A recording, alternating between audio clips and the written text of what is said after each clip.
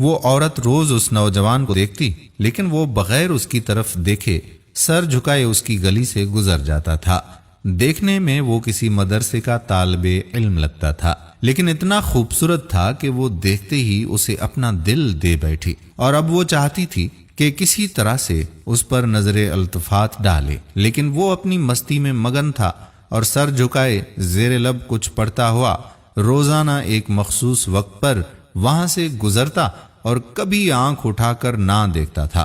اس عورت کو اب ضد سی ہو گئی تھی۔ وہ حیران تھی کہ کوئی ایسا نوجوان بھی ہو سکتا ہے جو اس کی طرف نہ دیکھے، اور اسے ایسا سوچنے کا حق بھی تھا۔ وہ اپنے علاقے کی سب سے امیر ترین اور خوبصورت ترین عورت تھی، خوبصورت اتنی کہ جب وہ باہر نکلتی تو لوگ اسے بے اختیار دیکھنے پر مجبور ہو جاتے تھے۔ اسے حیرت تھی کہ جس کی خوبصورتی کو دیکھنے کے لیے لوگ ترس رہے ہیں، وہ خود کسی کو پسند کرے اور وہ مائل نہ ہو، اس کی طرف دیکھنا گوارا نہ کرے۔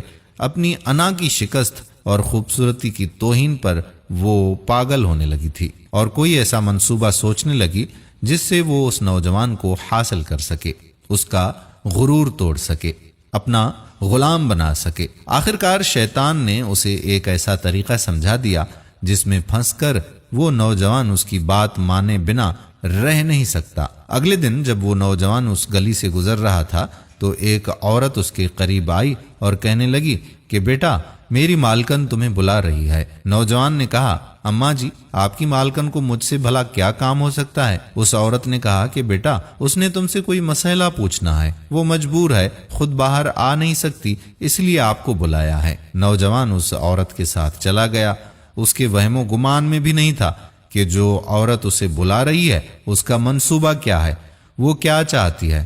وہ تو اپنی فطرتی سادہ دلی کی وجہ سے اس کی مدد کرنے کے لیے اس کے گھر میں داخل ہو گیا۔ اس کے ذہن میں تھا کہ شاید کوئی بوڑھی عورت ہے جو اپنی کسی معذوری کی وجہ سے باہر آنے سے قاصر ہے۔ نوکرانی نے اسے ایک کمرے میں بٹھایا اور انتظار کرنے کا کہہ کر وہاں سے چلی گئی۔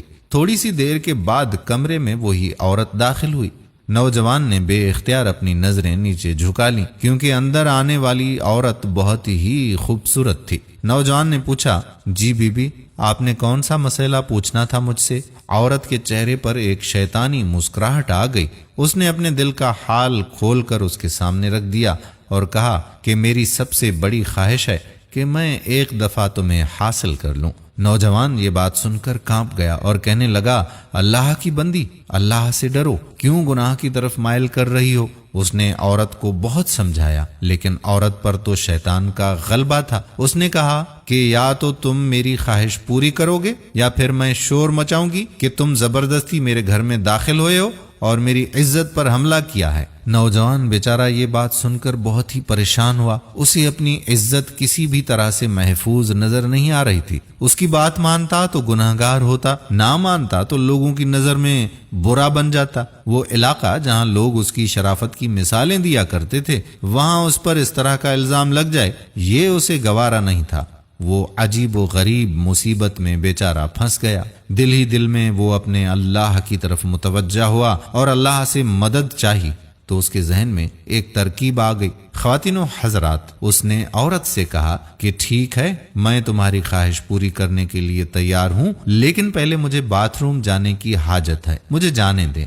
عورت نے اسے باتھ روم کا پتہ بتا دیا۔ اس نوجوان نے اندر جا کر کافی ساری غلاظت اپنے جسم پر مل لی اور باہر آ گیا۔ عورت اسے دیکھتے ہی چلا اٹھی، یہ تم نے کیا کیا ظالم؟ مجھ جیسی نفیس طبیعت والی کے سامنے اتنی گندی حالت میں آ گئے ہو، دفع ہو جاؤ، نکل جاؤ میرے گھر سے۔ نوجوان فوراً اس کے گھر سے نکل گیا اور قریب ہی کے نہر پر اپنے آپ کو اور اپنے کپڑوں کو اچھی طرح سے پاک کیا اور اللہ تعالیٰ کا شکر ادا کرتا ہوا واپس مدرسے چلا گیا۔ نماز ہوئی۔ نماز کے بعد جب سبق میں بیٹھا تو تھوڑی دیر کے بعد استاد نے کہا کہ آج تو بہت ہی پیاری خوشبو آ رہی ہے، کس طالب علم نے خوشبو لگائی ہے؟ وہ نوجوان سمجھ گیا کہ اس کے جسم سے ابھی بھی بدبو نہیں گئی اور استاد جی طنز کر رہے ہیں۔ وہ اپنے آپ میں سمٹ گیا، اس کی آنکھوں میں آنسو آ گئے۔ تھوڑی دیر کے بعد استاد جی نے پھر سے پوچھا کہ یہ خوشبو کس نے لگائی ہے، لیکن وہ خاموش رہا۔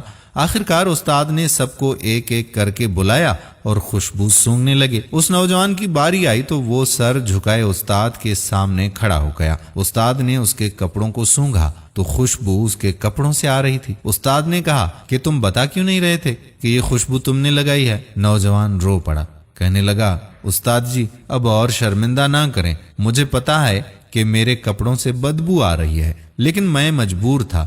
اس نے وہ پورا واقعہ اپنے استاد جی کو سنا دیا۔ استاد نے کہا کہ میں تمہارا مذاق نہیں اڑا رہا بیٹے، اللہ کی قسم کھا کر کہتا ہوں کہ تمہارے کپڑوں سے واقعی ایسی خوشبو آ رہی ہے جو میں نے آج سے پہلے کبھی سونگھی ہی نہیں ہے، اور یقیناً یہ اللہ تعالیٰ کی طرف سے ہے کہ تم نے اپنے آپ کو گناہ سے بچانے کے لیے اپنے آپ کو گندگی لگانا پسند کر لیا، لیکن اللہ تعالیٰ نے اس گندگی کو ایک ایسی خوشبو میں بدل دیا ہے جو کہ اس دنیا کی لگتی ہی نہیں، یہ جنت کی خوشبو لگتی ہے۔ دوستو کہتے ہیں کہ اس نوجوان کے جسم سے وہ خوشبو ہمیشہ آتی رہی۔ دوستو یہ پرہیزگاری ہوتی ہے اور یہ اپنے آپ کو بچانے کا اجر و ثواب ہوتا ہے۔ اللہ تعالیٰ کے ہاں کون سی چیز اور کون سا ہمارا عمل پسند آ جائے اور اس کے صدقے میں اللہ تعالیٰ ہم پر مہربان ہو جائے، اس کا پتہ نہیں۔ تو دوستو تقوی اختیار کریں، پرہیزگاری اختیار کریں۔ دوستو ہم امید کرتے ہیں کہ ہماری آج کی ویڈیو بھی آپ کو پسند ضرور آئی ہوگی، اور صدقہ کی نیت سے اس ویڈیو کو زیادہ سے زیادہ شیئر کریں گے۔